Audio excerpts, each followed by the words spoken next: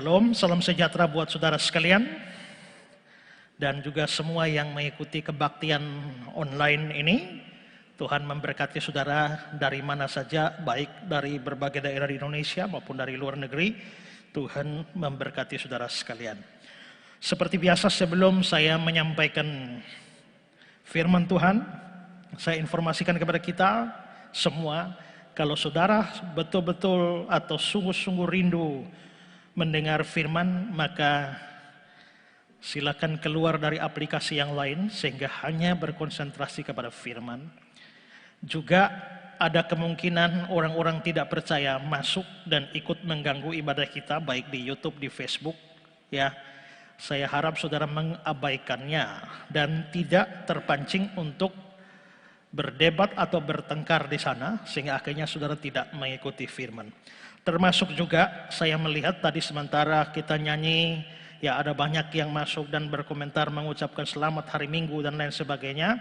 Pada waktu sudah pemberitaan firman, saya harap saudara semua berkonsentrasi kepada firman, tidak lagi chat atau membalas chat yang pada akhirnya saudara tidak berkonsentrasi di dalam belajar firman Tuhan. Nah, itu saja yang saya sampaikan, dan hari ini saya akan menyampaikan firman Tuhan dengan tema seperti yang sudah dipublikasikan, By the Rivers of Babylon.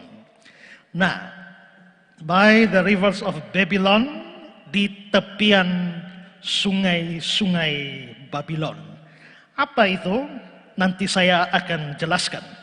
Tapi yang pasti ini terkait dengan sejarah kehidupan bangsa Yehuda ketika mereka ada di pembuangan di Babel atau Babilonia. Kita tahu bahwa Israel menghadapi masa jaya pada waktu pemerintahan Daud dan juga Salomo. Tapi Salomo mengalami satu kejatuhan yang besar di mana dia mendukung penyembahan berhala yang dibawa oleh istri-istrinya yang banyak itu. Dan sebagai akibatnya Tuhan akhirnya mengoyak kerajaan Israel yang besar itu, kerajaan Israel yang begitu maju, Tuhan mulai mengoyak itu dan akhirnya saudara-saudara kerajaan itu menjadi pecah.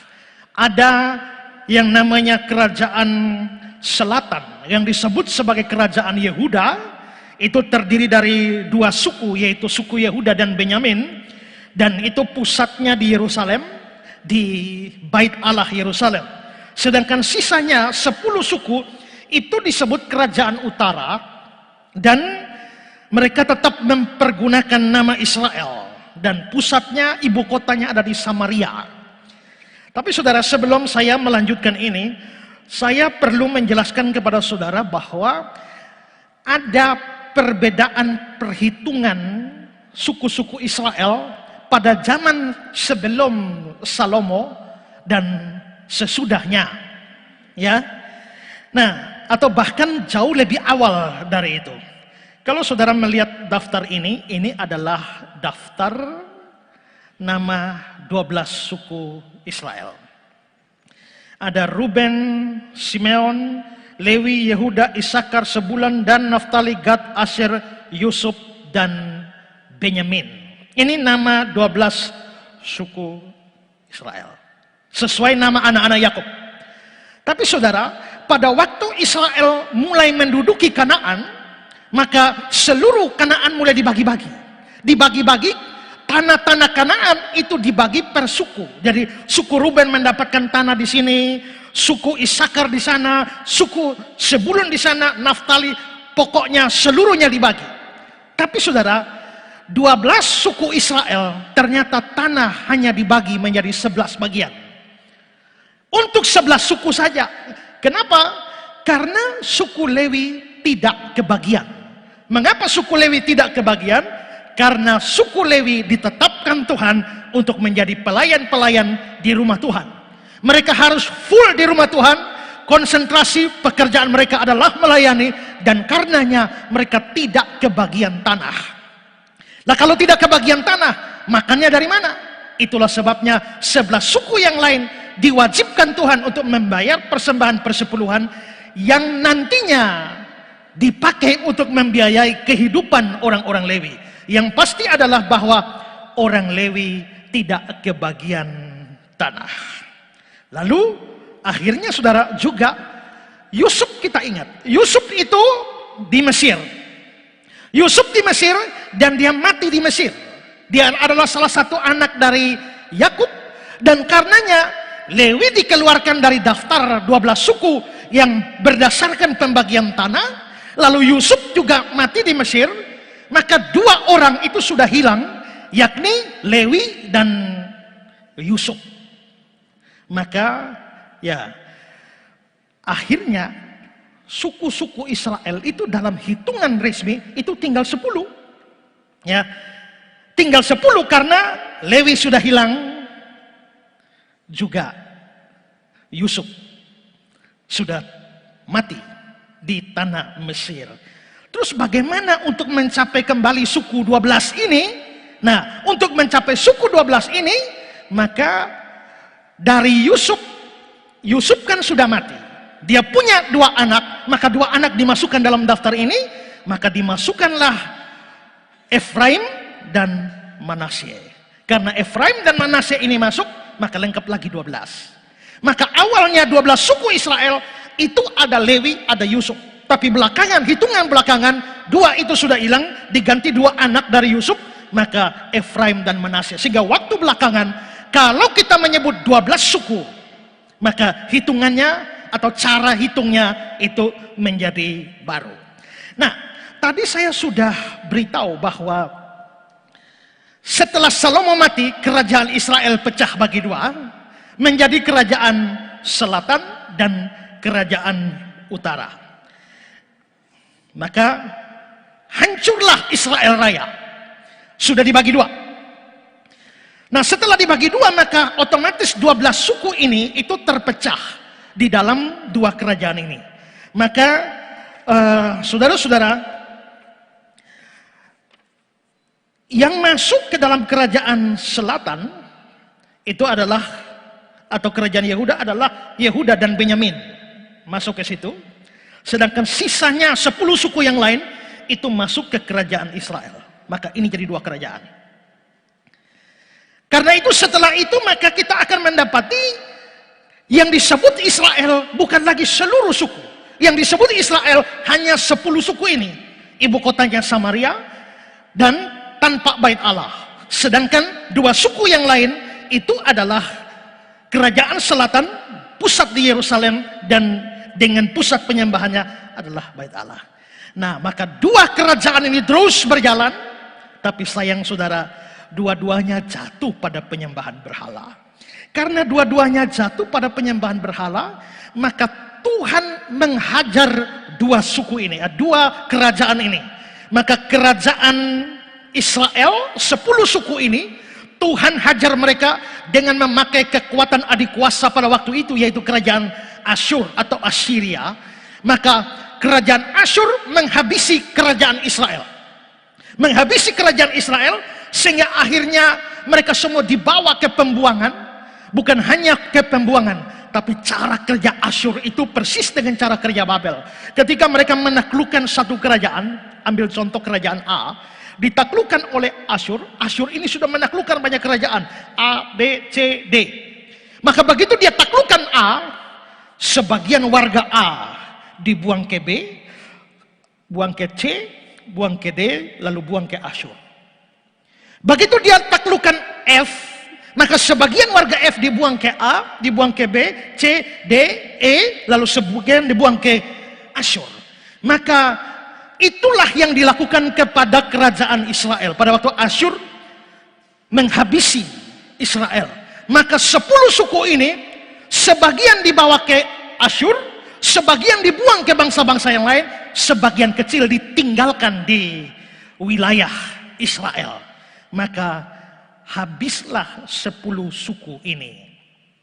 10 suku ini tidak pernah pulang kembali ke Israel.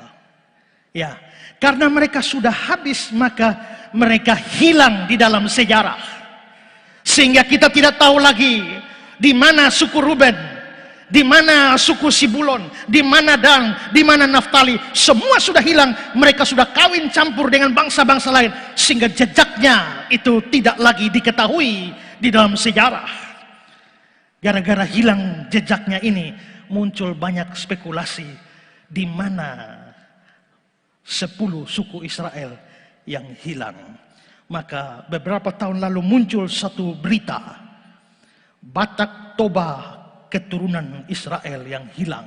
Jadi orang-orang Batak Toba itu dianggap sebagai turunan 10 suku yang hilang. Ya, bukan cuma dari Batak, tapi juga ada berita lain. Orang Rote adalah suku Israel yang hilang. Maka orang-orang Rote itu mungkin suku Dan, suku Naftali ya. Nah, bahkan saudara-saudara, ada seorang namanya Avner Sahertian, dia menulis buku Anak Kunci Israel yang Hilang di Indonesia. Juga ada seorang namanya Rabbi Resley, dia menulis juga Pintu Gerbang Emas Israel yang Tertinggal di Indonesia. Dan dari buku-buku ini mengatakan bahwa ya sebenarnya orang Maluku itu adalah keturunan suku Gad dari Israel yang hilang. Ya, jadi pokoknya banyak spekulasi tentang itu. Itu kerajaan Israel. Sedangkan kerajaan selatan, kerajaan Yehuda, kalau tadi Tuhan pakai Asyur untuk menaklukkan Israel, maka untuk menghancurkan Yehuda, Tuhan pakai kerajaan yang juga adalah kerajaan adik kuasa yang belakangan menggulingkan Asyur, yaitu kerajaan Babilonia dengan rajanya yang terkenal, yaitu Raja Nebukadnezar. Dia menghancurkan kerajaan Yehuda dan dibawa ke pembuangan, sama seperti cara kerja Asyur tadi. Sebagian dibuang ke bangsa yang lain, lalu sebagian itu ditinggalkan di kampung halaman, lalu mayoritas dibawa ke Babilonia. Tapi beda dengan selatan, dengan Israel. Israel tidak pernah pulang, tapi Yehuda pulang. Ya, Yehuda pulang. Nah, tadi kan saya sudah katakan bahwa ada 2 suku yang bergabung di dalam kerajaan selatan, yaitu suku Benyamin dan suku Yehuda. Tapi karena penyembahan berhala di Israel, Israel tidak lagi memakai imam-imam Lewi, maka imam-imam Lewi akhirnya bergabung ke dalam kerajaan selatan. Sehingga dalam daftar resmi hanya 2 suku, tapi keadaan sesungguhnya ada 3 suku, yaitu Yehuda, Lewi, dan juga Benyamin. Karena itu saudara, di dalam perjanjian baru kita hanya bertemu dengan 3 suku ini.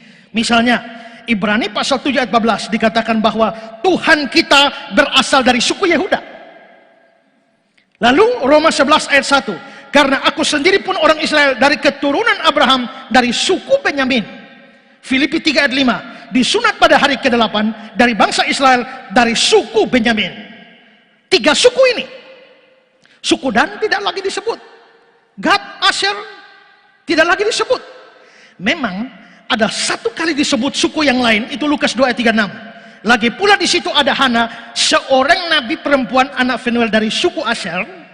Nah, tapi sebenarnya ini adalah sisa-sisa yang tidak dibawa ke pembuangan. Tadi saya bilang sebagian ditinggalkan. Nah, sebagian yang ditinggalkan adalah ada keturunan-keturunan Asher yang masih tersisa. Tapi pada umumnya dalam perjanjian baru hanya Yehuda, Benyamin, dan suku Lewi. Sehingga Israel pada zaman perjanjian baru atau bangsa Yehuda pada zaman perjanjian baru itu bukan lagi seluruh suku, tidak, hanya sebagian kecil dari kerajaan Yehuda. Ada Yehuda, ada Benyamin, ada Lewi, tapi rupanya Yehuda ini lebih terkenal karena Yehuda turunan raja. Yesus Kristus adalah keturunan Yehuda. Karena Yehuda lebih dominan, maka nama Benyamin, nama Lewi itu tenggelam dari nama Yehuda, sehingga akhirnya dari Yehuda lah muncul kata Yahudi. Sehingga kalau sekarang di negeri Palestina kita bilang itu negara Israel, ya namanya negara Israel, tapi orang-orangnya, rakyatnya sebenarnya hanya disebut sebagai orang Yahudi karena dari suku-suku yang tertinggal saja. Nah, itu sekilas yang terjadi. Nah, By the rivers of Babylon, saya akan membahas sejarah yang berkenaan dengan kehidupan bangsa Yehuda yang ditaklukkan oleh Babilonia. Saya akan bicarakan beberapa hal pada saat ini. Pertama adalah dipukul dan diinjak Raja Babilonia. Dipukul dan diinjak Raja Babilonia. Tadi sudah saya katakan bahwa kerajaan Yehuda ditaklukkan oleh Babilonia. Pada waktu itu kerajaan Babel atau Babilonia ini adalah kerajaan adikuasa. Sebelumnya ada Asyur atau Assyria. Tapi Asyur yang masyhur itu dihancurkan oleh Babilonia. Sehingga Babilonia muncul sebagai suatu kekuatan dunia atau kerajaan adikuasa yang berdiri sendiri pada waktu itu. Dan banyak bangsa ditaklukkan di bawah kaki Babilonia. Kerajaan Babilonia memukul kerajaan-kerajaan yang lain sehingga hancur. Bukan hanya memukul, mereka menginjak-injak, mereka mencabik-cabik bangsa-bangsa lain sehingga hancur. Tentang Babilonia dan rajanya Nebukadnezar, Yesaya 14 ayat yang ke-6 berkata, yang memukul bangsa-bangsa dengan gemas, dengan pukulan yang tidak putus-putusnya, yang menginjak bangsa-bangsa dalam murka dengan tiada hentinya. Inilah gambaran kerajaan Babel di bawah Nebukadnezar. Dia pukul bangsa-bangsa dengan pukulan yang tak putus-putusnya. Dia injak bangsa-bangsa dengan murka yang tiada henti. Ini menggambarkan bagaimana Babilonia menghancurkan begitu banyak kerajaan, menghabisi, bahkan memusnahkan kerajaan-kerajaan yang ada pada saat itu. Dan salah satu kerajaan atau bangsa yang kena pukulan tak henti-henti dari Babilonia, kena injak tiada henti dari Babilonia, itu adalah kerajaan selatan, kerajaan Yehuda. Hancur lebur.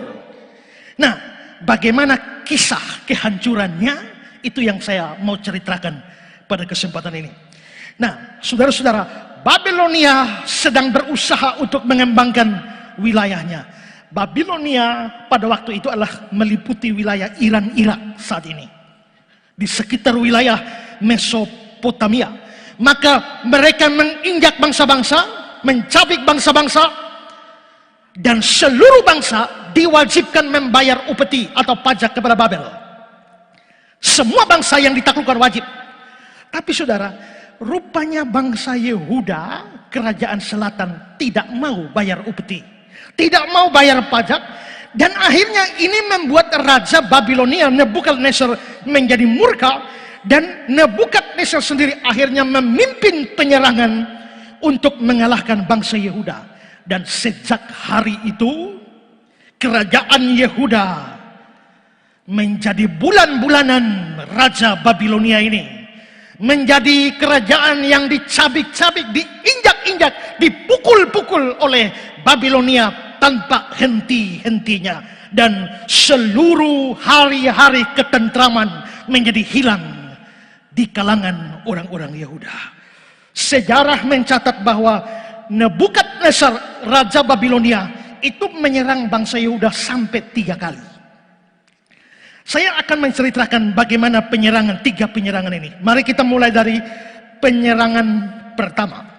Nah, penyerangan pertama ini dipicu oleh Raja Yehuda yang namanya Yoyakim.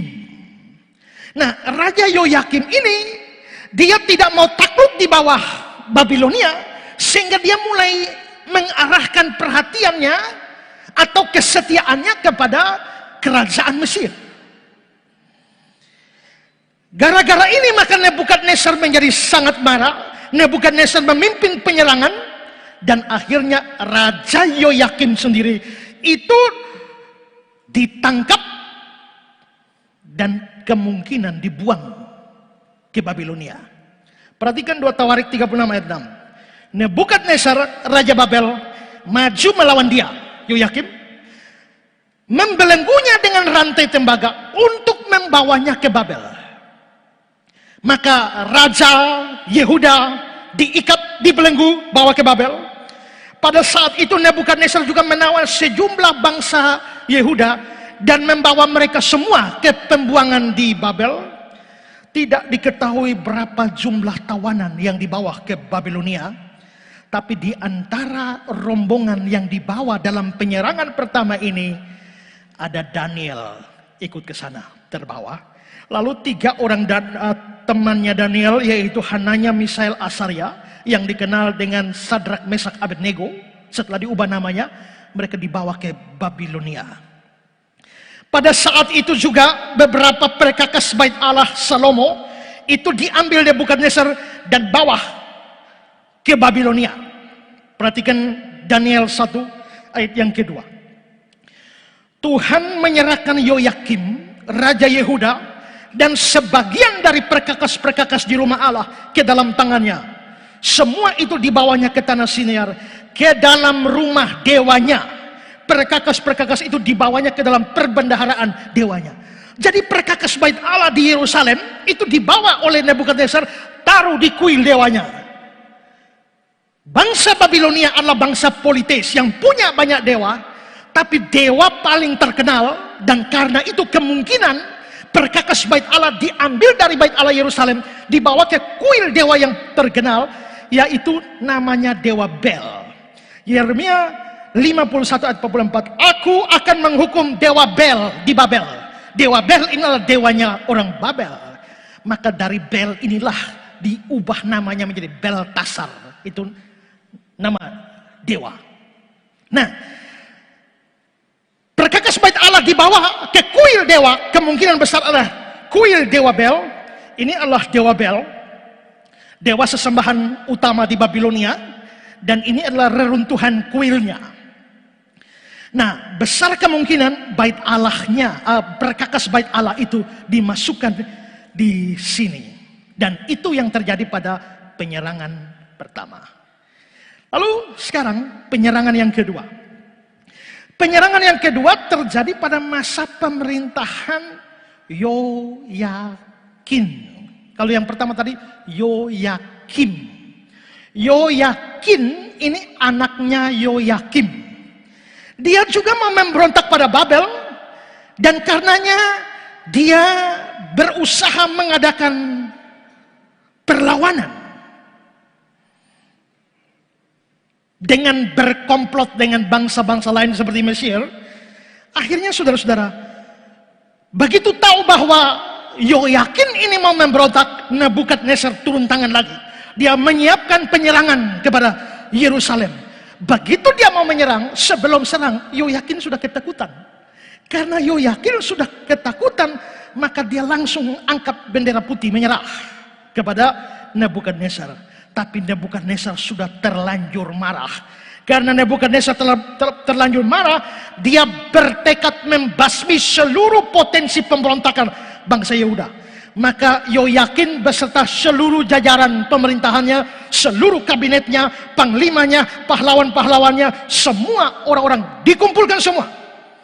Dan terjadilah seperti 2 Raja-Raja pasal 24 ayat 12, 14, 16. Raja Babel menangkap dia, Yoyakin, pada tahun yang ke-8 dari pemerintahannya. Dia mengangkat seluruh penduduk Yerusalem ke dalam pembuangan. Angkat seluruh penduduk, bawa ke pembuangan.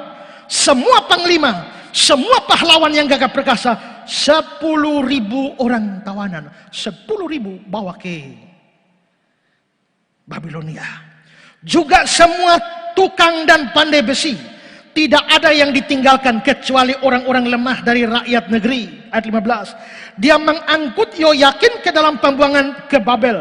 Juga ibunda raja, istri-istri raja, pegawai-pegawai istananya, orang-orang yang berkuasa di negeri itu dibawa sebagai orang buangan ke Yerusalem, dari Yerusalem ke Babel.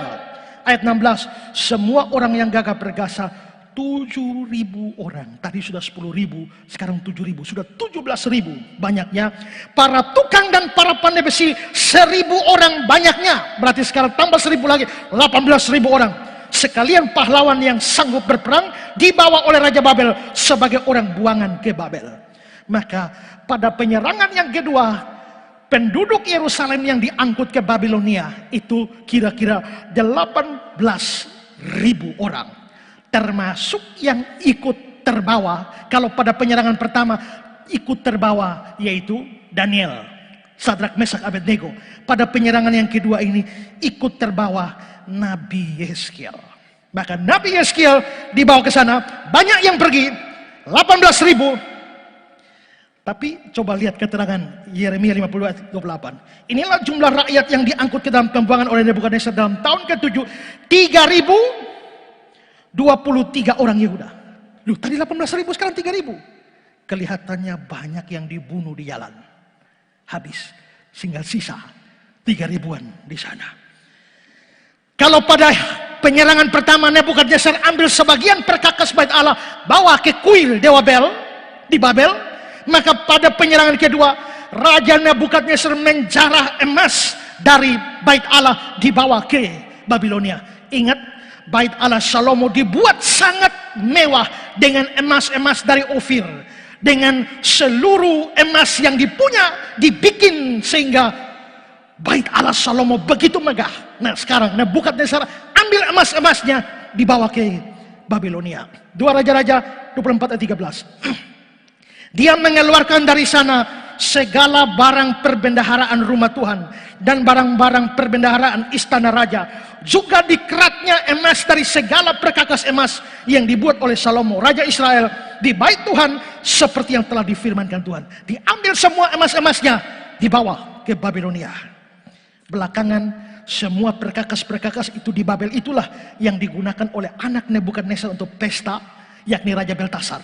Ya, Raja Belsasar yang akhirnya muncul di dalam kitab Daniel, Mene Tekel Overseen.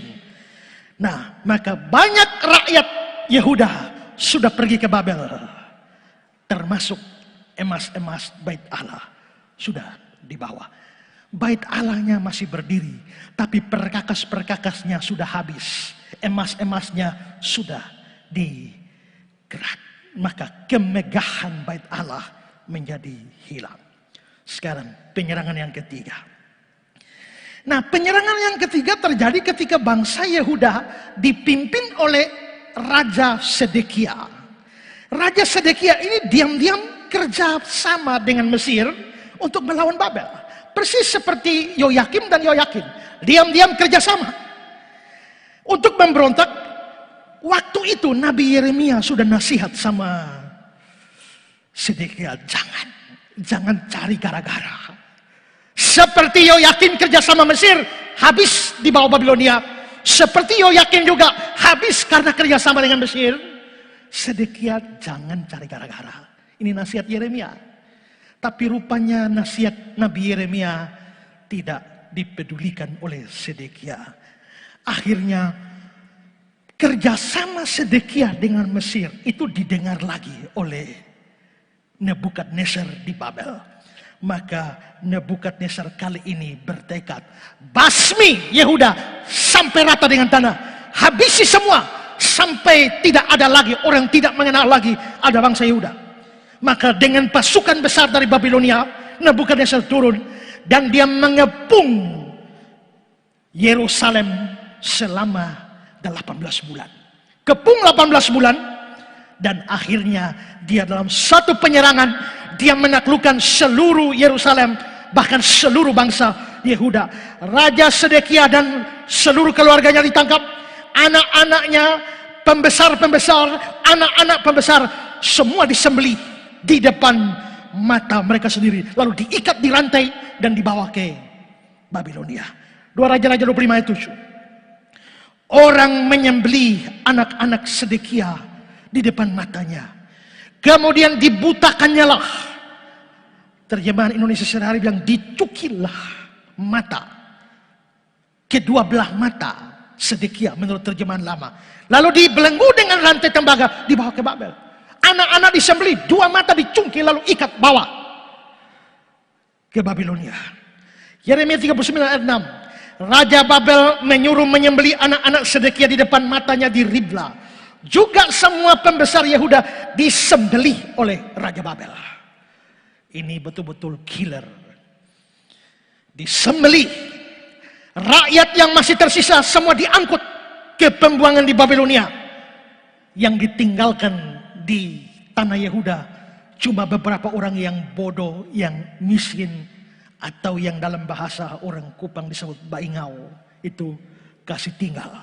2 Raja-Raja 25, 11-12. Sisa-sisa rakyatnya yang masih tinggal di kota itu, dan sisa-sisa halayak ramai diangkut ke pembuangan. Hanya beberapa orang miskin dari negeri itu ditinggalkan oleh kepala pasukan pengawal itu untuk menjadi tukang-tukang kebun dan peladang-peladang. Yeremia 39 ayat 10. Tetapi sebagian dari rakyat, yakni orang-orang miskin yang tidak mempunyai apa-apa, ditinggalkan di tanah Yehuda. Yang ditangkap, termasuk yang ditangkap Nabi Yeremia. Tapi belakangan Nebukadnezar melepas Yeremia. Maka saudara lihat ini ya. Dalam penyerangan pertama, Daniel sudah ke Babel. Dalam penyerangan kedua, Yehezkiel sudah dibawa ke Babel. Dalam penyerangan ketiga, Yeremia ditangkap tapi dilepas. Sehingga Yeremia tidak jadi ke Babel. Yeremia tetap di negeri. Maka pada saat itu, 2 nabi ada di pembuangan, Daniel dan Yehezkiel. 1 nabi ada di tengah-tengah rakyat yang tersisa. 2 di pembuangan, 1 di negeri. Ini yang pada akhirnya mereka bisa membangun dan menjaga kerohanian umat di pembuangan dan juga yang tersisa. Nah, pada penyerangan yang ketiga ini yang dibawa ke pembuangan itu adalah 832 orang. Yeremia 52, 28, 29. Inilah jumlah yang diangkut dalam pembuangan. Dalam tahun ke-18 zaman Nebukadnezar, 832 jiwa dari Yerusalem. Kota Yerusalem sendiri di bumi hanguskan. Tembok kota Yerusalem diratakan dengan tanah. Rumah-rumah dirusak semua. Seluruh rumah di Yerusalem diratakan. Termasuk bait Allah yang ada di dalam Yerusalem dibakar habis semua. Jikalau 1 dan 2 hanya mengambil perkakas-perkakas dan emas. Kali ketiga bait Allah sendiri diruntuhkan. Dan akhirnya betul-betul rata dengan tanah. Bait Allah megah zaman Salomo tinggal puing-puing saja. Dan musnah dari tanah Yerusalem. 2 Raja-Raja 25, 9, 10. Dia membakar rumah Tuhan, rumah raja, dan semua rumah di Yerusalem. Kita ini kalau kebakaran ini hanya 1-2 rumah saja.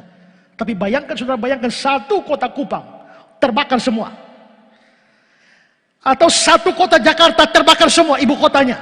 Ini seluruh rumah di Yerusalem dibakar. Semua rumah orang-orang besar dibakar dengan api. Tembok sekeliling kota Yerusalem dirobohkan. Pada saat seperti itulah seluruh kejayaan bangsa Yehuda habis. Diinjak-injak, dicabik-cabik Raja Babylon. Lebih menyedihkan lagi adalah bahwa seluruh perkakas bait Allah yang tersisa, yang masih tinggal, angkut semua ke Babel. 2 Raja-Raja 25, 13-15. Juga tiang-tiang tembaga yang ada di rumah Tuhan, serta penopang dan laut tembaga yang ada di rumah Tuhan, dipecahkan oleh orang-orang Kasdim. Orang-orang Kasdim itu orang-orang Babel, ya. Dipecahkan oleh orang-orang Kasdim dan tembaganya diangkut mereka ke Babel. Kuali-kuali, penyodok-penyodok, pisau-pisau, cawan-cawan, dan segala perkakas tembaga yang dipakai untuk menyelenggarakan kebaktian diambil mereka. Juga perbaraan-perbaraan dan bokor-bokor penyiraman, baik segala yang dari emas maupun segala dari perak, diambil oleh kepala pasukan pengawal itu. Bawa semua. Habis semua. Maka bukan hanya bait Allah yang habis, seluruh perkakas. Maka kita tidak tahu pasti, tapi besar kemungkinan penyerangan 1, 2, 3 ini, disitulah tabut bait Allah itu hilang. Tabut yang dipakai belakangan setelah pembuangan itu adalah duplikat. Tapi tabut yang asli besar kemungkinan hilang di sini. Habislah segala barang kudus bait Allah. Dan ingat 2 loh batu yang berisi 10 hukum ada di tabut itu. Dan itu hilang dalam sejarah yang kita tidak tahu di mana lagi. Seluruh peristiwa ini terjadi pada tahun 587 sebelum Masehi. 587 tahun sebelum Yesus lahir. Nah, tadi kan saya bilang masih ada rakyat-rakyat miskin yang ditinggal. Bagaimana mengelola rakyat miskin ini? Maka Raja Nebukadnezar mengangkat seorang raja bonekanya namanya Gedalia untuk mengatur rakyat-rakyat miskin yang tersisa, yang urus pertanian dan lain sebagainya. Tapi saudara, tahu-tahu ada pemberontak yang bunuh si Gedalia. Ini membuat Nebukadnezar tambah marah dan dia melakukan serangan satu kali lagi pada tahun 700, pada tahun setelah itu, dan akhirnya terjadi saudara, ditaklukkan lagi. Tadi sisa sedikit, buang semua. Maka kali yang berikut ini kira-kira 745 orang diangkut lagi. Yeremia 52 ayat 30. Dalam tahun ke-23 zaman Nebukadnezar diangkut dalam pembuangan oleh Nebuzaradan, kepala pasukan pengawal, 745 jiwa orang Yahudi. Dengan pembuangan dan penawanan orang-orang sebagian ini, yang lain lari ke Mesir. Sisa-sisa lari ke Mesir, maka kerajaan Yehuda benar-benar habis. Tidak ada orang lagi di sana. Karena tadinya masih sisa, sekarang sudah ambil 700 lagi buang ke Babel. Yang sisa takut lari ke Mesir. Maka kerajaan Yehuda, kota Yerusalem betul-betul musnah. Tidak ada apa-apanya. Yeremia 34 ayat 22. Sesungguhnya demikian firman Tuhan. Aku akan membuat kota-kota Yehuda menjadi ketandusan tanpa penduduk. Inilah nasib dan sejarah pahit bangsa Yehuda. Dipukul dan diinjak, bahkan dicabik-cabik Raja Babilonia. Yang saya ceritakan ini sedikit. Saya sudah pernah membahas ini secara panjang lebar dan secara detail di dalam buku saya Israel Dulu, Kini, dan Nanti, yang kira-kira di total bisa 1.500 halaman karena membahas sejarah ini begitu detail. Yang saya katakan ini hanya singkat. Sekarang kalau yang pertama kita sudah melihat bagaimana kerajaan Yehuda dipukul, diinjak, dicabik-cabik oleh Raja Babylon. Sekarang yang kedua, poin kita yang kedua hari ini adalah by the rivers of Babylon, di tepian sungai-sungai Babilonia.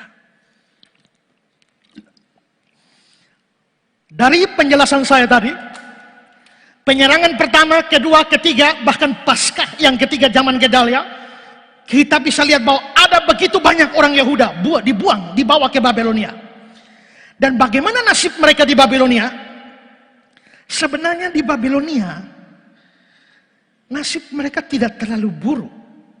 Mereka tidak ditindas secara fisik seperti waktu mereka di Mesir, nenek moyang mereka di Mesir. Tidak. Mereka diperlakukan dengan cukup baik di Babilonia. Di sana mereka bisa bekerja.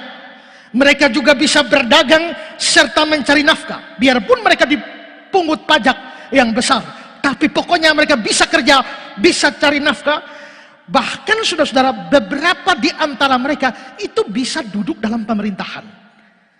Ya, Daniel 1 ayat 19. Di antara mereka sekalian itu tidak didapati seorang yang setara dengan Daniel, Hananya, Misael dan Azaria. Maka bekerjalah mereka itu pada raja. Daniel, Sadrak, Mesak, Abednego adalah orang-orang Yehuda yang punya nasib baik di pembuangan sehingga mereka bisa bekerja pada raja. Pada masa itu juga saudara-saudara, sistem orang Yahudi tetap dipertahankan. Bahkan dalam bidang agama mereka tergolong bebas. Mereka tetap diperbolehkan baca Taurat. Mereka diperbolehkan berdoa, beribadah kepada Allah di dalam rumah-rumah ibadah, sinagog-sinagog. Dan mereka boleh mendidik anak-anak mereka sesuai dengan ajaran agama. Jadi rupanya nasib mereka, kondisi mereka di Babilonia itu cukup baik. Ketika itu saya bilang tadi, Daniel ada di pembuangan, di istana. Ingat, dua nabi ikut terbawa, yaitu Daniel, Yeskiel, Yeremia tertinggal. Maka saudara-saudara, Daniel salah satu nabi itu di istana. Yehezkiel tidak tinggal di istana, Yehezkiel tinggal di tengah rakyat. Sedangkan Yeremia itu di kampung halaman. Maka Tuhan lalu memakai 3 nabi ini untuk mengadakan penghiburan, mengadakan penguatan bagi umatnya. Dan ini mereka memberikan manfaat yang sangat besar di dalam mempertahankan iman dan pengharapan orang-orang Yehuda. Mereka juga masih bisa berhubungan, masih bisa berkomunikasi dengan tanah air. Memang waktu itu belum punya Facebook, ya.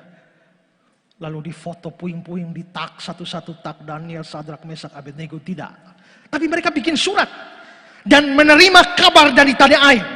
Itulah sebabnya Nabi Yeremia, walaupun dia di kampung halaman, dia bisa kirim surat untuk saudara-saudara yang ada di pembuangan dan menghibur, menasihati mereka.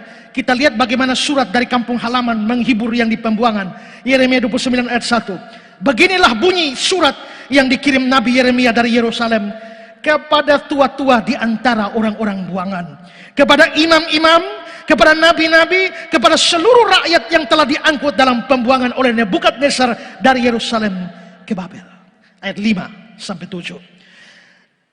Dirikanlah rumah untuk kamu diami. Buatlah kebun untuk kamu nikmati hasilnya.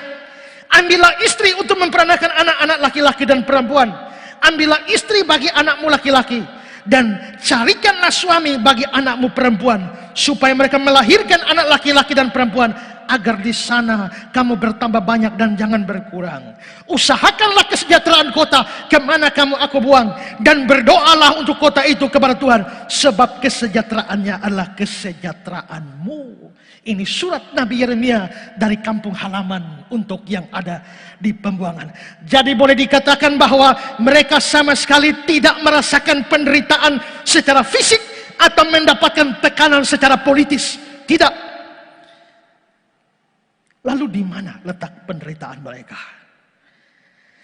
Letak penderitaan mereka ini adalah penderitaan batin.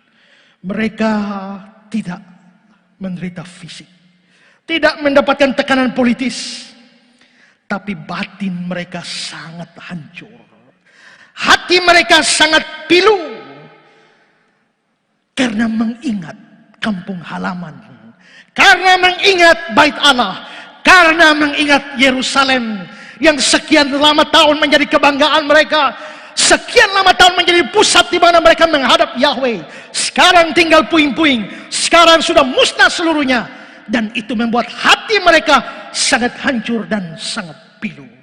Dalam kondisi semacam ini, saudara-saudara, apa yang mereka biasa lakukan?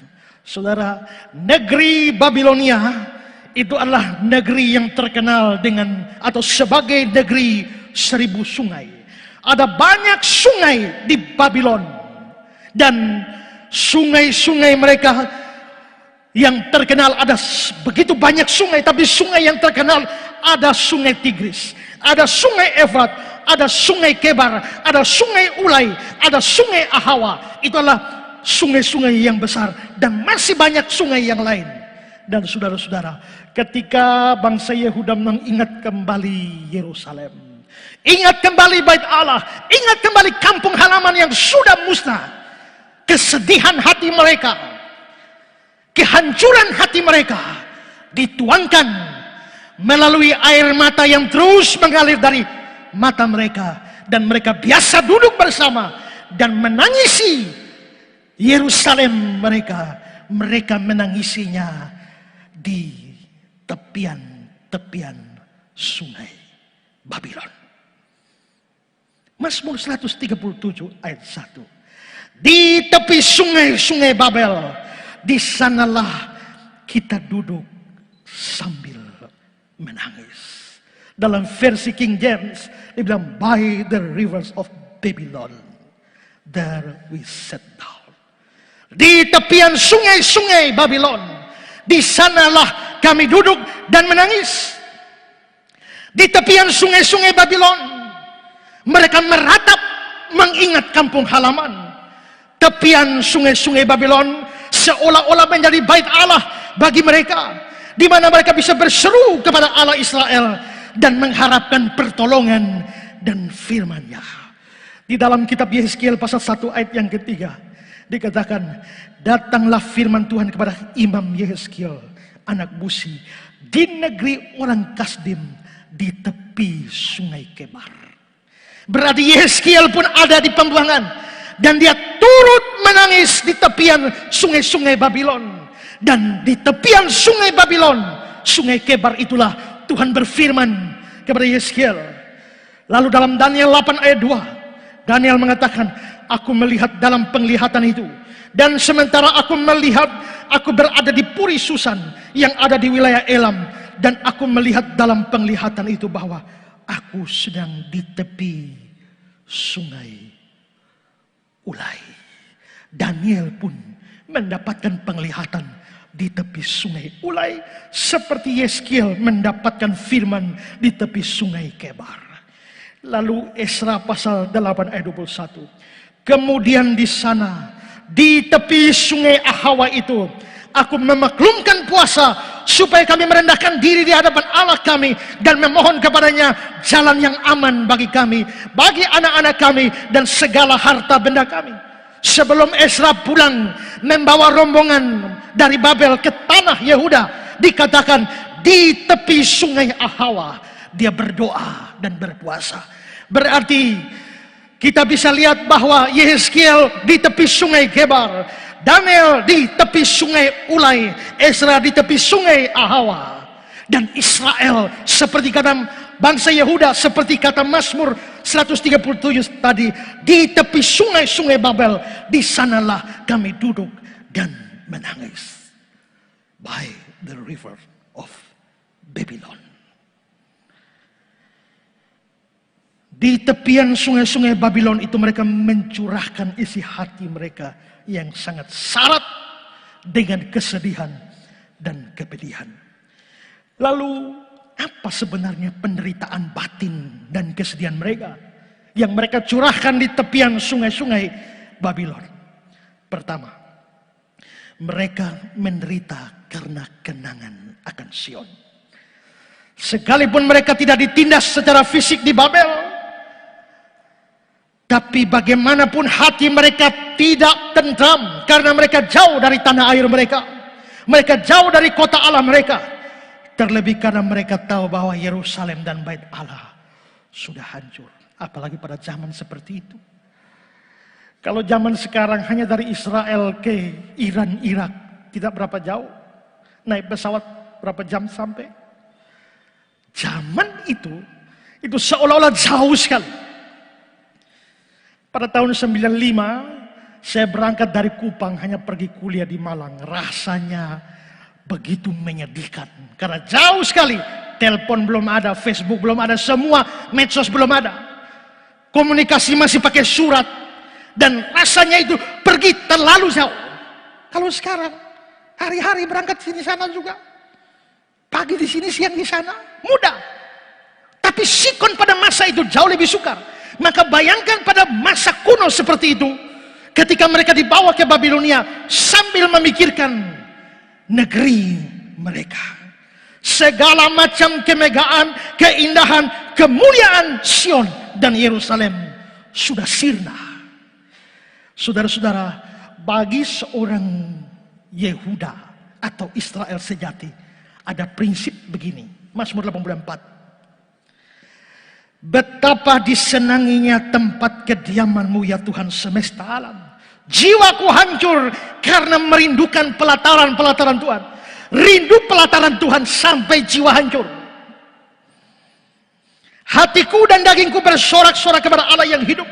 Sebab lebih baik 1 hari di pelataran-Mu daripada 1000 hari di tempat lain. Lebih baik berdiri di ambang pintu rumah Allahku daripada diam di kemah orang fasik. Lebih baik 1 hari di pelataran daripada 1000 hari di tempat yang lain.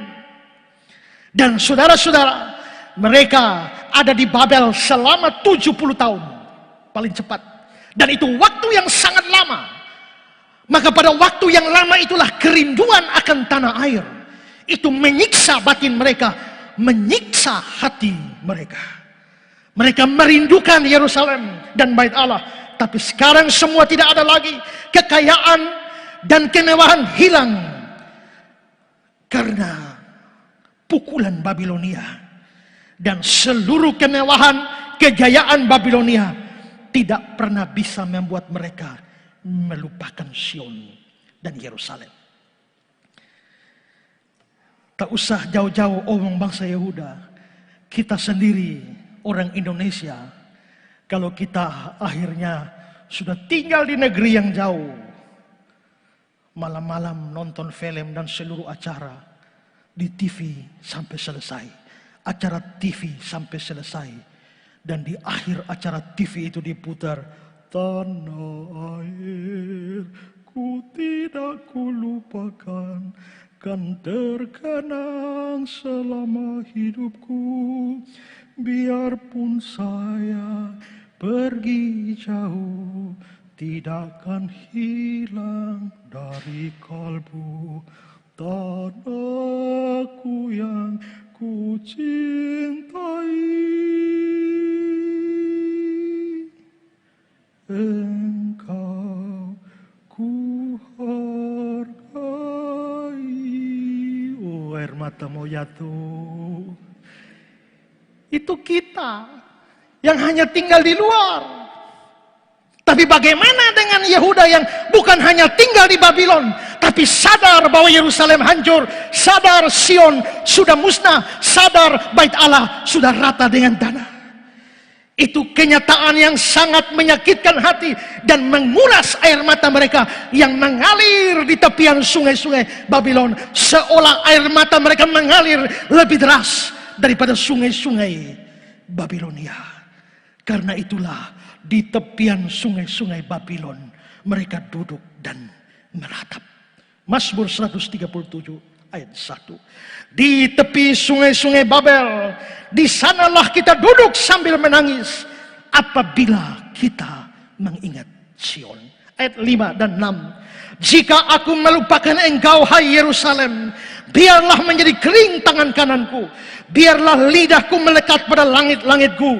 Jika aku tidak mengingat engkau, jika aku tidak menjadikan Yerusalem puncak sukacitaku.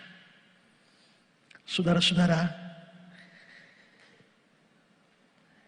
Nehemia itu adalah seorang Yahudi di pembuangan. Setelah dia generasi selanjutnya di mana Babilonia sudah hancur dan diganti oleh Media Persia, dan Nehemia ada di sana. Bayangkan waktu Nehemia dapat kabar, dapat surat dari tanah air, dan mereka gambarkan bagaimana kondisi bait Allah. Nehemia 1 ayat 3 dan 4. Ada seorang namanya Hanani ketemu Nehemia, lalu dia cerita tentang kondisi negeri. Tembok Yerusalem telah terbongkar, pintu-pintu gerbangnya telah terbakar. Lalu Nehemia bilang, ketika ku dengar berita ini, duduklah aku menangis dan berkabung selama beberapa hari. Nehemia kerja sebagai PNS, juru minum raja. Lalu lihat Nehemia 2 ayat 1-3. Karena aku kelihatan sedih dan memang belum pernah terjadi di hadapan raja. Bertanyalah ia, raja, kepadaku, mengapa mukamu muram walaupun engkau tidak sakit? Engkau tentu sedih hati. Lalu aku menjadi sangat takut. Jawabku kepada raja, hiduplah raja untuk selamanya. Bagaimana mataku tidak akan muram kalau kota tempat pekuburan nenek moyangku telah menjadi reruntuhan dan pintu-pintu gerbangnya habis dimakan api. Nehemia generasi selanjutnya pun merasa begitu sedih. Belum pernah ada kesedihan seperti itu ketika dia mendengar kabar tentang Yerusalem. Yeremia 51 ayat 50-51. Kami orang-orang yang terluput dari pedang, pergilah, janganlah berhenti, ingatlah dari jauh kepada Tuhan. Biarlah Yerusalem timbul di dalam hatimu. Biar Yerusalem timbul di hatimu.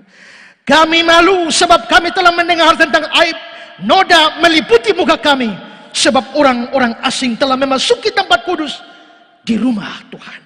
Itulah perasaan hati orang-orang Yahudi. Bagi orang Yahudi yang terbuang, tidak ada sukacita melebihi sukacita kalau melihat Yerusalem dipulihkan lagi. Tidak ada sukacita melebihi sukacita apapun ketika sadar Sion dipulihkan kembali. Itulah sebabnya Yesaya pasal 62 ayat 1, 6 dan 7. Oleh karena Sion aku tidak dapat berdiam diri, dan oleh karena Yerusalem aku tidak akan tinggal tenang sampai kebenaran bersinar seperti cahaya dan keselamatan menyala seperti sulu. Ayat 6. Hai kamu yang harus mengingatkan Tuhan kepada Sion, jangan kamu tinggal tenang, jangan biarkan dia tinggal tenang sampai dia menegakkan Yerusalem dan sampai dia membuatnya menjadi kemasyhuran di bumi. Jadi mereka berkata, ingatkan Tuhan supaya dia tidak meninggalkan Yerusalem, supaya dia kembali memulihkan Yerusalem, karena sukacita terbesar mereka adalah pulihnya Yerusalem dan Sion. Tapi sekarang Yerusalem belum pulih, Sion belum pulih. Mereka tetap menderita, dan air mata terus mengalir bersama mengalirnya aliran-aliran air sungai dari tepian-tepian sungai Babylon. Menderita karena kenangan akan Sion. Kedua, penderitaan mereka adalah mereka menderita karena permintaan orang Babel yang bersifat hinaan dan ejekan. Orang Babel meminta sesuatu kepada mereka yang sebenarnya ejekan dan hinaan pada mereka. Memangnya orang Babilonia minta apa? Orang Babilonia minta supaya mereka menyanyikan lagu-lagu yang biasa mereka nyanyi di Bait Allah, yang biasa mereka nyanyi di Yerusalem, yang biasa mereka nyanyi di Sion. Sekarang nyanyikan lagi lagu itu di Babilonia. Mazmur 137 ayat 3. Sebab di sanalah orang-orang yang menawan kita meminta kepada kita memperdengarkan nyanyian, dan orang-orang yang menyiksa kita meminta nyanyian sukacita. Nyanyikanlah bagi kami nyanyian dari Sion. Suruh nyanyi. Orang-orang Yehuda, terutama Bani Asaf, adalah mereka yang sangat terlatih di dalam urusan memuji Tuhan di Bait Allah. Mereka, Bani Asaf, adalah paduan suara utama di Bait Allah, choir utama di Bait Allah yang sangat terlatih. Bahkan jumlah mereka fantastis. 1 Tawarik 25 ayat 7. Jumlah mereka bersama-sama saudara-saudara mereka yang telah dilatih menyanyi untuk Tuhan, mereka sekalian adalah ahli seni, dan 288 orang. Anggota paduan suara 288 orang. Ini Bani Asaf. Mereka biasa disebut sebagai AVO, Asaf Voice. Terlatih di dalam seni, tidak ada orang suara-suara miring di situ. Semua tahu not. Tapi Bani Asaf bukan satu-satunya grup penyanyi, bukan satu-satunya paduan suara yang bisa puji Tuhan. Ingat, pada zaman Daud, untuk tugas menyanyi ada berapa banyak orang? 1 Tawarik 23 ayat 5. 4.000 orang menjadi penunggu pintu gerbang, 4.000 orang menjadi pemuji Tuhan dengan alat-alat musik yang telah kubuat untuk melakukan puji-pujian, kata Daud. 4.000 singer. Asaf itu hanya 200-an. Grup yang lain masih banyak, makanya ada 4.000 dengan jumlah sebesar ini dan pengangkutan yang berkali-kali dari Yerusalem ke Babel. Maka bisa jadi paduan suara AVO ini dan paduan suara yang lain ikut terbawa semua, dan mereka ikut terbawa sekalian dengan alat-alat musiknya mereka.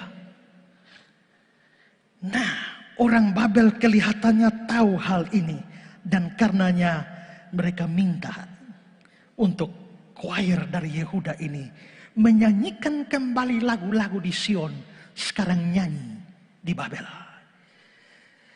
Ini sebenarnya bukan permintaan yang tulus. Ini adalah permintaan lucu-lucuan dan menjadikan orang-orang Yehuda sebagai bahan tertawaan.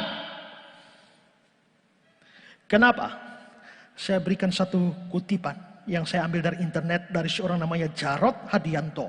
Dia bilang begini, bagaikan menabur garam di atas luka, hati orang-orang Yehuda semakin perih, manakala orang Babel menyuruh mereka menyanyikan nyanyian dari Sion. Bagaimana mungkin puji-pujian akan kehebatan Allah dan kejayaan kota Yerusalem dilantunkan, padahal mereka sudah kalah? Masakan mereka bernyanyi, kota Allah kediaman yang maha tinggi disukakan oleh aliran-aliran sebuah sungai, sesuai Mazmur 46 ayat 5, sementara Yerusalem dalam keadaan hancur lebur? Orang Babel tentu bermaksud mengejek mereka. Apalagi Mazmur-Mazmur itu adalah lagu kudus yang dinyanyikan dalam kesempatan ibadat. Sekarang orang Babel membuatnya menjadi lagu hiburan belaka. Penggubah Mazmur 137 yang kesal hati itu agaknya adalah seorang musisi bait Allah yang ikut dibuang ke Babel. Dia dan rekan-rekan sejawatnya tepat sekali jika dijadikan sasaran lelucon sadis seperti itu. Karena lagu-lagu di bait Allah, puji bait Allah, puji Yerusalem, sekarang sudah hancur. Apanya yang dipuji? Terus sekarang suruh nyanyi.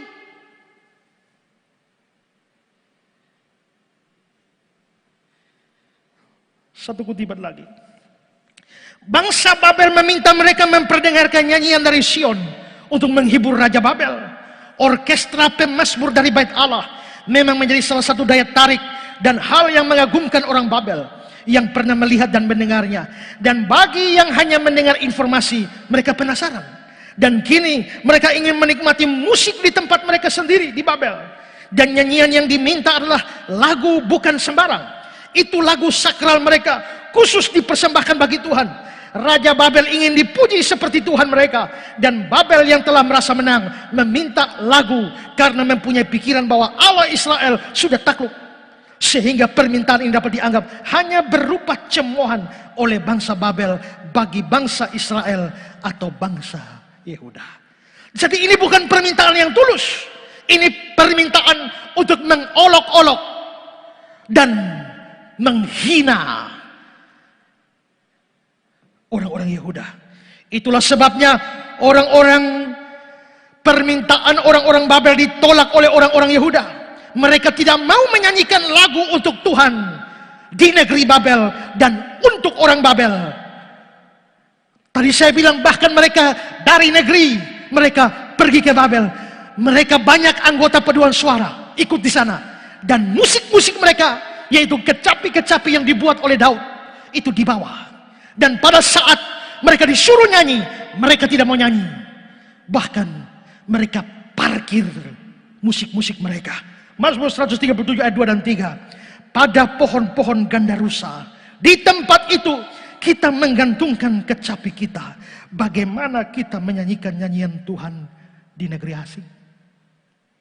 Parkir kecapinya, parkir keyboardnya, parkir drumnya, parkir saksofonnya, parkir semua. Gak mau nyanyi. Walaupun mereka parkir semua dan tidak nyanyi, tapi mereka tahu orang Babel sedang menghina dan mengejek mereka dengan sesuatu yang bagi mereka sangat sakral. Itu bikin sakit hati. Sudah menderita karena ingatan akan Sion. Sekarang menderita karena ejekan orang-orang Babel. Hal ketiga yang membuat mereka menderita adalah karena mereka ingat kejahatan musuh-musuhnya. Musuhnya mereka yang pertama itu adalah Babilonia sendiri. Karena Babilonia lah yang menghancurkan, memukul mereka tiada henti, menginjak-injak mereka tak putus-putusnya, mencabik-cabik mereka. Orang Babilonia lah yang telah menghancurkan tanah air yang sangat mereka cintai. Dan banyak sanak saudara, suami, istri, orang tua, anak yang mati gara-gara orang Babilonia. Bukan cuma kalau sekedar mati biasa, tapi kelihatannya anak-anak mereka dibunuh dengan cara yang sadis. Ketika Babilonia menaklukkan bangsa Yehuda, anak-anak kecil yang bayi-bayi itu dipegang dari kaki, terus dipukul di batu dengan hantam kepalanya, tak, dan meledak kepalanya, dan mati. Bagaimana mereka tidak sedih kalau mengingat anak-anak mereka dihajar seperti itu. Perhatikan ayat 8 dan 9. Hai putri Babel, yang suka melakukan kekerasan, berbahagialah orang yang membalas kepadamu perbuatan-perbuatan yang kau lakukan kepada kami. Berbahagialah orang yang menangkap dan memecahkan anak-anakmu pada bukit batu. Kenapa mereka mengatakan berbahagialah orang menangkap, memecahkan anakmu pada bukit batu? Karena kelihatannya itulah yang dilakukan Babilonia kepada anak-anak mereka ketika mereka masih di Yehuda. Sakit hati mereka pada Babilonia. Tapi sakit hati kedua itu adalah pada saudara jauh mereka, yaitu bangsa Edom. Kenapa? Karena Edom ini, Israel yang turunan Yakub. Edom ini dari Esau. Bangsa Edom ini pada saat saudara mereka, jadi mestinya kan Esau dan Yakub ini bersaudara. Maka Israel atau Yehuda sama Edom ini mestinya bersaudara. Tapi pada waktu Babilonia menghancurkan bangsa Yehuda dan Yerusalem, bagaimana respon Edom? Edom bantu? Tidak. Kalau tidak bantu tidak apa-apa. Tapi yang dilakukan Edom lebih dari itu. Mazmur 137 ayat 7. Ingatlah ya Tuhan kepada Bani Edom, yang pada waktu hari pemusnahan Yerusalem mengatakan, runtuhkanlah sampai ke dasarnya. Jadi sementara Babilonia menghancurkan Yerusalem, orang Edom tepuk tangan, ayo hancur, runtuh, kasih runtuh sampai dasar. Dan orang Yehuda harus lihat diolok-olok oleh saudaranya. Oh, sakit hati sekali. Sudah sakit hati karena kehancuran kota mereka, sakit hati karena kematian sanak saudara, sakit hati karena anak-anak yang dipukul di batu sampai pecah kepalanya, lalu sakit hati karena olok-olokan dari Edom. Maka semua ini membuat mereka sangat menderita. Lalu mau bikin apa? Mau buat apa dengan semua penderitaan ini? Mereka tidak bisa buat apa-apa selain mengeluh kepada Allah dan berdoa kepada Allah dengan air mata yang turut mengalir dari tepian sungai Babylon, by the river of Babylon. Itulah penderitaan orang Yehuda di pembuangan Babilonia. Memang dalam kisah selanjutnya Tuhan memulihkan Yerusalem setelah pemulangan dari pembuangan. Setelah 70 tahun di bawah pimpinan Zerubabel, di bawah pimpinan Esra dan Nehemia, mereka dibawa pulang dan Tuhan memulihkan keadaan mereka. Tapi saat Mazmur ini ditulis, pemulihan belum terjadi. Saat Mazmur ini ditulis, air mata mereka masih menetes. Saat Mazmur ini ditulis, kecapi-kecapi masih tergantung di dahan-dahan ganda rusa. Saat Mazmur ini ditulis, mereka masih meratap dari tepian sungai Babylon. Kita sudahi ceritanya sampai di sini. Dan kita masuk pada hal yang terakhir. Kita mau melihat refleksi rohani dari pengalaman bangsa Yehuda di tepian sungai-sungai Babylon. Kita sudah baca beberapa ayat dari Mazmur 137 yang menunjukkan kondisi mereka, penderitaan mereka di tepian sungai-sungai Babylon. Tapi terlepas dari semua kesedihan mereka, kita bisa melihat beberapa perkara rohani yang ada di sana juga penting bagi kita di sini. Pertama, di sana di tepian sungai-sungai Babylon itu kita melihat komitmen mereka yang teguh kepada Allah. Mengapa sampai mereka dibuang? Karena penyembahan berhala. Bangsa Israel dan bangsa Yehuda adalah bangsa yang paling rawan terhadap penyembahan berhala. Mereka adalah bangsa pilihan Allah, tapi ketemu dengan bangsa kafir A, ikut menyembah dewa A. Ketemu dengan bangsa B, ikut menyembah dewa B.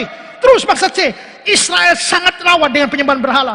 Bahkan ketika Musa sedang ada di atas gunung bersama Tuhan, mereka di bawah gunung sudah menyembah berhala. Belum mereka terlibat di dalam penyembahan Asitoret, Baal, dan dewa-dewa Rimon, dewa-dewa yang lain. Kelihatannya masalah utama dari Israel adalah penyembahan berhala. Maka Raja Salomo juga karena kawin terlalu banyak dari perempuan-perempuan asing, sehingga hatinya terseret pada penyembahan berhala. Sampai dia mendirikan kuil-kuil berhala untuk menyenangkan istri-istrinya. Akibatnya Tuhan hukum dengan pecah dua Israel, menjadi Israel dan Yehuda. Tapi setelah pecah, ternyata kerajaan Israel juga tetap menyembah berhala. Tuhan pakai Asyur, hancurkan mereka. Yehuda ternyata tidak belajar dari saudaranya, terlibat penyembahan berhala. Maka Tuhan pakai Babilonia menghancurkan mereka. Jadi dari zaman ke zaman, masalah Israel adalah penyembahan berhala. Begitu Tuhan menghukum mereka, bangsa Yehuda, bawa ke pembuangan Babel. Sejak dari Babilonia sampai hari ini, Israel betul-betul tobat dari penyembahan berhala. Sejak saat itu tidak ada sejarah Israel terpengaruh dengan penyembahan berhala. Tidak. Bahkan mereka rela mati. Nyawa mereka jadi taruhannya. Dan menolak penyembahan berhala. Daniel rela masuk gua singa, menolak penyembahan berhala. Sadrak, Mesak, Abednego rela masuk dapur api, menolak penyembahan berhala. Dan bahkan selanjutnya demikian. Tidak ada kompromi bagi keesaan Allah. Saking kerasnya sampai akhirnya mereka juga menolak Yesus karena pengalaman dari Babilonia ini. Komitmen mereka sangat teguh di tengah-tengah bangsa Babel. Dari tepian sungai-sungai Babilonia itu, komitmen mereka kepada Allah itu besar. Mereka tidak mau menyanyikan lagu untuk Allah mereka Yahweh kepada orang-orang Babel. Tidak. Mereka menggantungkan, lebih baik mereka menggantungkan kecapi mereka di dahan-dahan ganda rusa daripada memperdengarkan suara merdunya kepada orang-orang Babel, dan terutama kepada Nebukadnezar yang menganggap diri sebagai Allah. Memang begitu, Nebukadnezar anggap diri sebagai Allah. Yesaya 14 ayat 13. Engkau yang tadinya berkata dalam hatimu, aku hendak naik ke langit, aku hendak mendirikan tahtaku mengatasi bintang-bintang Allah, aku hendak duduk di atas bukit pertemuan jauh di sebelah utara. Itu adalah kata-kata tentang Raja Babel. Lebih baik bagi mereka menutup mulut-mulut mereka dan menggantungkan kecapi-kecapi mereka daripada mematikan kecapi mereka untuk orang Babel. Mengalunkan suara mereka, suatu choir dengan suara yang begitu luar biasa. Ribuan orang dalam choir itu memilih menutup mulut daripada menyanyikan lagu-lagu Yahweh untuk orang-orang tidak percaya. Kita mendapati satu komitmen kepada Yahweh yang begitu kuat, yang tidak lagi bisa dikompromikan setelah pembuangan selesai. Dan semuanya berawal dari tepian sungai-sungai Babilonia. Saudara-saudara, dari sini kita bisa belajar betapa pentingnya komitmen kepada Tuhan. Bahwa sekali kita memutuskan percaya kepada Tuhan, komitmen harus kita pegang. Pujian kita hanya kepada Dia. Pada saat kita pertama kali terima Yesus sebagai juru selamat, komitmen harus menyertai. Sekali ikut Yesus, tetap ikut Yesus. Pujian hanya untuk Yesus, tidak yang lain. Kesetiaan kita hanya untuk Yesus, tidak kepada yang lain. Bakti kita hanya kepada Yesus, tidak kepada yang lain. Ibadah kita hanya kepada Yesus dan tidak yang lain. Hari ini banyak orang Kristen hanya karena materi, hanya karena kedudukan, hanya karena pacar, hanya karena laki-laki dan perempuan, lalu mengalihkan pujian mereka, mengalihkan penyembahan mereka, mengalihkan iman mereka, mengalihkan kesetiaan mereka dari Yesus Kristus kepada sesembahan yang lain. Kita belajar dari Yehuda, pada saat penyembahan berhala terjadi, Tuhan bisa pakai apa saja untuk memukul, menginjak, menghancurkan, mencabik-cabik. Maka berhati-hatilah kita. Marilah kita menjaga komitmen kita. Sekalipun orang-orang Yehuda sedang menderita, di Babilonia. Tapi dari penderitaan itulah lahir komitmen sungguh-sungguh untuk tidak membagi apapun yang menjadi bagian Allah kepada yang bukan Allah. Marilah dalam penderitaan macam apapun, saudara menderita apapun, saudara menderita secara jasmani atau secara rohani, jangan sekali-kali berubah komitmen saudara dari Tuhan Yesus Kristus kepada yang lain. Dari pengalaman Yehuda di tepian sungai-sungai Babylon, kita belajar bagaimana berkomitmen kepada Tuhan. Kedua, kita bisa melihat dari tepian sungai-sungai Babylon itu, kita melihat sikap mereka di tengah penderitaan. Saya sudah katakan mereka menderita batin karena 3 hal. Tapi sekarang saya hanya mau menyoroti penderitaan yang ketiga, yaitu ketika bangsa Babel menghabisi seluruh keluarga mereka, tanah air mereka, bahkan anak-anak mereka. Sekarang, pada saat mereka diliputi rasa sakit hati yang besar kepada Babilonia, apa yang mereka lakukan di tepian sungai Babylon? Ayat 7. Ingatlah, ya Tuhan. Ingatlah ya Tuhan. Ini doa. Ini kata-kata doa. Dan itu berarti dalam sakit hati yang besar kepada orang-orang yang membuat mereka menderita, mereka membawa itu kepada Tuhan. Ya Tuhan. Mereka tidak memaki. Mereka tidak mengumpat. Mereka tidak mencoba membalas. Tapi mereka memilih menyampaikan seluruh sakit hati itu kepada Allah. Dan meminta Allah mengingatnya. Ingatlah ya Tuhan. Terus bagaimana dengan ayat 8 dan 9? Hai putri Babel, yang suka melakukan kekerasan, berbahagialah orang yang membalas kepadamu perbuatan-perbuatan yang kau lakukan pada kami. Berbahagialah orang yang menangkap dan memecahkan anak-anakmu pada bukit batu. Apakah ini dendam? Tadi sudah berdoa, ya Tuhan. Sekarang ini mau balas dendam karena sakit hati. Apakah kata-kata ini muncul dari hati yang penuh kebencian untuk sebuah pembalasan? Kalau kita lihat sekilas, ya. Tapi sebenarnya tidak. Kalau mereka tiba-tiba minta Tuhan balas orang-orang itu karena sakit hati mereka, keinginan ini lahir dari hati mereka, itu memang sebuah kebencian. Tapi mereka sebenarnya tidak sedang mengungkapkan kata-kata benci. Mereka sedang mengungkapkan kata-kata berdasarkan janji Tuhan. Karena sebelum itu Tuhan sendiri melalui nabi-nabinya sudah menubuatkan penghukuman atas Babel. Jadi mereka dengan kata hanya ngutip firman. Bagaimana atau di bagian mana Tuhan mau hukum Babel? Perhatikan Yesaya 13.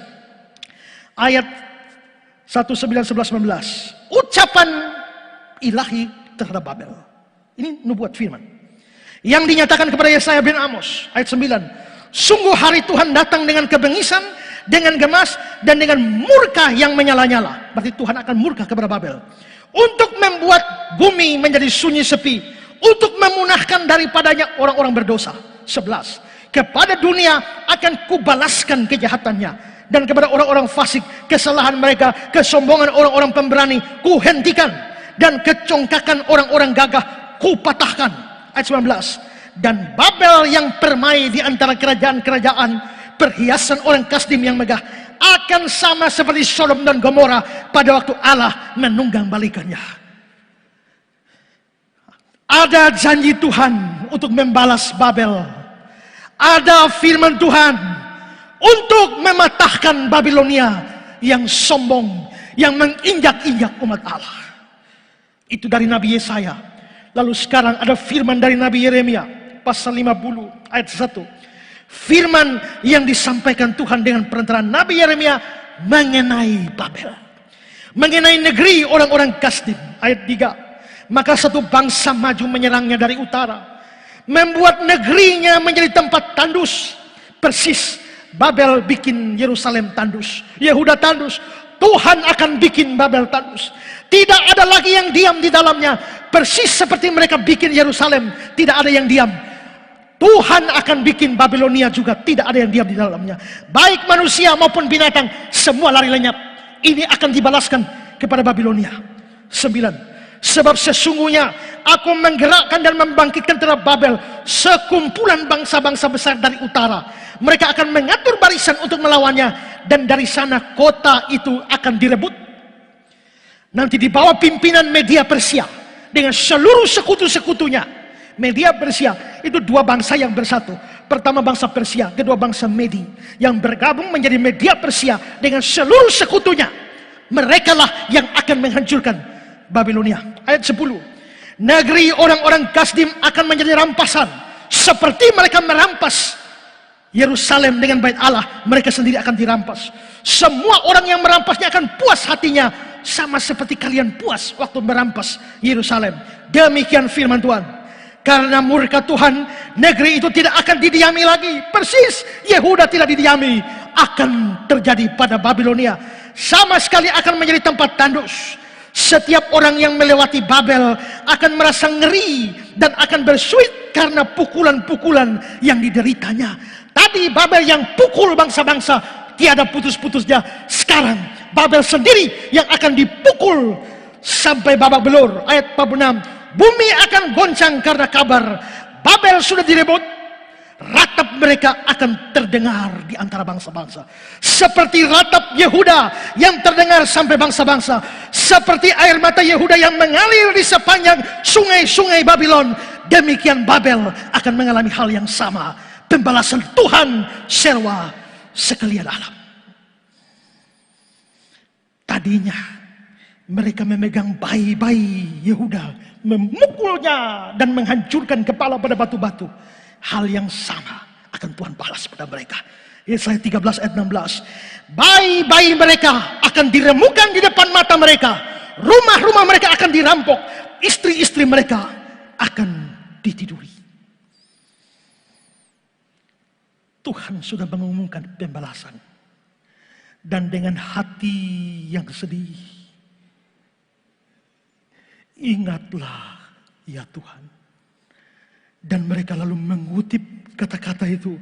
Berbahagialah orang yang membalas kepadamu perbuatan-perbuatan yang kau lakukan pada kami. Berbahagialah orang yang menangkap dan memecahkan anak-anakmu pada bukit batu. Ini bukan karena orang Yehuda mau balas dendam. Tidak. Mereka hanya menuntut dan mengharapkan keadilan Allah. Seperti yang Allah sudah firmankan sebelumnya. Seperti yang Allah sudah nubuatkan melalui nabi-nabinya. Mereka menantikan pengharapan, menantikan penggenapan dari keadilan Allah terlaksana sesuai dengan janjinya. Orang Kristen boleh mengharapkan pembalasan kepada orang-orang fasik, tapi pembalasan itu bukan lahir dari hati yang membenci, bukan lahir dari sakit hati, tapi lahir dari keinginan supaya keadilan Allah ditegakkan. Para martir yang telah ada di surga, orang-orang Kristen, rasul-rasul yang mati karena Injil, menurut kitab Wahyu, mereka berseru, Wahyu 6 ayat 9-10. Dan ketika anak domba membuka meterai yang kelima, aku melihat bahwa di mezbah jiwa-jiwa mereka yang telah dibunuh oleh karena firman Allah, oleh karena kesaksian yang mereka miliki. Mereka berseru dengan suara nyaring, katanya, berapa lama lagi ya penguasa yang kudus dan yang benar, engkau menghakimi dan membalaskan darah kami kepada mereka yang diam di bumi? Mereka orang kudus di surga. Berapa lama lagi engkau membalas? Bukan berarti mereka menendam, karena di surga orang tidak punya dosa lagi. Tapi mereka sedang menantikan, mengharapkan dan menuntut keadilan Allah terjadi atas mereka. Sama seperti bangsa Yehuda yang menuntut dan mengharapkan keadilan Allah terjadi. Di sini kita belajar satu hal. Di dalam menghadapi orang-orang yang menyakiti kita, di dalam menghadapi orang-orang yang membuat hidupmu menderita, mungkin saat ini engkau sedang menderita karena perbuatan orang-orang tertentu. Engkau sedang merana, engkau sedang sengsara karena orang-orang tertentu yang membuat hidupmu seperti sekarang. Saudara tidak boleh benci. Saudara perlu datang, ya ingatlah ya Tuhan. Saudara boleh mengharapkan keadilan Allah dalam pembalasan pada hari pembalasan. Tapi itu harus lahir dari keinginan agar keadilan Allah terlaksana. Bukan lahir dari kebencian dan sakit hati. Bagaimanapun juga pembalasan bukan hak kita. Tapi membawa semua itu kepada Tuhan di dalam doa. Kelihatannya adalah cara yang terbaik. Seperti doa memohon keadilan yang mengalir bersama air mata di tepian sungai-sungai Babylon. Biarlah kita pun datang membawa seluruh kesengsaraan, seluruh sakit hati, seluruh penderitaan. Ingatlah, ya Tuhan. Maka dari pengalaman Yehuda di tepian sungai Babylon hari ini, kita belajar dua hal. Pertama, komitmen kepada Allah di tengah penderitaan. Saat kita menderita, apa yang harus kita lakukan? Pertama, komitmen kepada Allah tidak boleh berubah. Dan kedua, bahwa itu dalam doa. Kamu boleh mengharapkan keadilan Allah, tapi jangan dari hati yang membenci dan ingin membalas. Biarlah pembalasan itu menjadi hak Tuhan. Kamu hanya boleh mengharapkan keadilan Tuhan terjadi sesuai firman. Maka kalau saya harus meringkas hari ini firman Tuhan yang kita terima, dua hal itu. Bagaimana bersikap di tengah penderitaan. Komitmen kepada Allah tidak boleh berubah. Dan bawa semua itu pada Allah dengan hati yang mengharapkan keadilan. Di tepian sungai-sungai Babylon. By the rivers of Babylon. Tuhan memberkati kita. Pada tahun 1978, ada grup band terkenal bernama Boney M. Lagu-lagunya sangat digemari secara luas. Dan salah satu lagu mereka yang populer adalah hasil karya Dove and McNaughton. Dan banyak orang menyenangi lagu itu. Lagu ini sebenarnya lahir dari penderitaan orang-orang Afrika. Karena pada waktu itu, orang-orang Afrika ini sedang ditindas oleh orang-orang Amerika dalam sistem perbudakan. Maka orang-orang Afrika ini merasa begitu menderita di bawah tekanan orang-orang Amerika. Dan mereka merasa seperti orang-orang Yahudi, orang-orang Yehuda yang ada di bawah tindasan Babilonia. Dan karenanya ketika mereka membaca Mazmur 137, mereka lalu membuatnya menjadi lagu Rivers of Babylon. Lagu ini lagu sedih sebenarnya, tapi lagu ini sering muncul di acara pesta-pesta dan dansa-dansa. Dan orang menyanyi dengan berdansa dengan girang. Kenapa sebenarnya? Saya melihat, kenapa lagu sedih ini kok dinyanyikan dengan dansa-dansa? Karena orang Afrika memang pada dasarnya suka dengan tari-tarian. Maka lagu sedih pun mereka menari. Mungkin seperti lagu orang India. Ya, kalau senang menari, ya, kalau susah pun menari. Maka biarpun lagunya lagu sedih, tapi mereka nyanyi sambil menggunakannya untuk dansa-dansa di pesta-pesta. By the rivers of Babylon. Ya, mereka menari dengan sukacita. Tapi saudara, lagu ini sebenarnya biasa dinyanyikan di tempat pesta. Saya mau lagu ini dinyanyikan hari ini. Ini bukan mengambil lagu pesta taruh di gereja. Ini mestinya lagu dari gereja yang dibawa keluar ke tempat pesta. Karena bagian pertama dari lagu ini itu sebenarnya adalah kutipan langsung dari Mazmur 137. Dan bagian akhirnya itu diambil dari Mazmur 19 ayat 15 ayat yang terakhir. Jadi seluruh kata-kata itu sebenarnya kutipan langsung dari teks-teks Mazmur. Banyak orang menyanyi, banyak orang tidak percaya pun menyanyi, tapi tidak sadar bahwa itu lagu dari Alkitab yang menggambarkan penderitaan di tengah-tengah atau dari tepian sungai-sungai Babylon. Dua saudara akan menyanyikan lagu ini. Yes.